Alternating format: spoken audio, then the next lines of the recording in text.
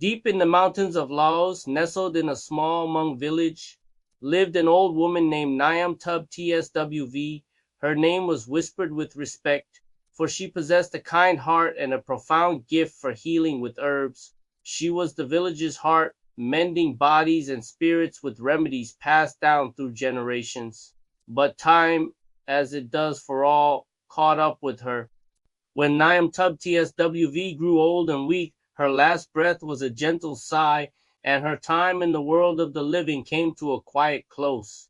Her family, with heavy hearts, carried her to her final resting place. They buried her near the edge of the forest, a place she loved, where the tall bamboo whispered secrets on the wind. As the sun dipped below the horizon, a somber peace settled over the village. But as night fell, that peace was shattered by an eerie, unnatural silence. The forest, usually alive with the symphony of insects and nocturnal creatures, grew completely quiet. Even the village dogs, who barked at every shadow, fell silent, their whines muffled in fear. From the deepest, darkest shadows of the jungle, a magnificent creature emerged. It was a great tiger, impossibly huge.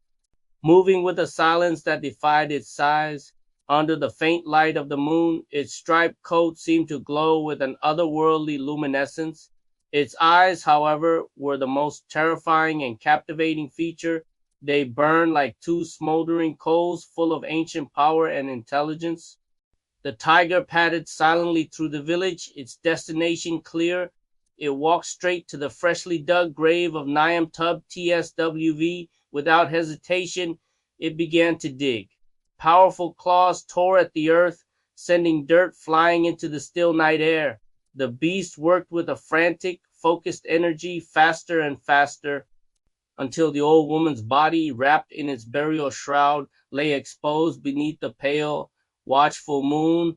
Then the tiger did something no one could have ever imagined.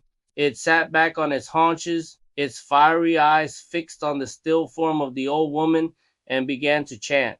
A deep, rumbling sound vibrated from its chest, a strange and powerful melody that was half growl and half ancient, magical words. The air around the grave began to shimmer, and the ground trembled softly, as if responding to the tiger's call. Slowly, miraculously, the old woman's eyes fluttered open. Her skin was as pale as the moonlight that bathed her, but she took a shallow breath, then another, life returning to her lungs. She looked up at the great tiger, and a faint, knowing smile touched her lips. There was no fear in her gaze, only a look of recognition, as if she were greeting an old and cherished friend. The tiger lowered its massive body to the ground, an invitation. With a grace that belied her age and her recent return from death, the old woman climbed onto its broad, strong back. Her white burial clothes fluttered around her like the wings of a moth in the gentle night breeze. Without a sound, the tiger rose, turned, and disappeared back into the impenetrable darkness of the jungle. The undead woman and her spirit tiger vanished, leaving behind only the deep claw marks in the dirt and an empty, open grave as a testament to the night's impossible events. From that night on, the villagers lived with a new legend.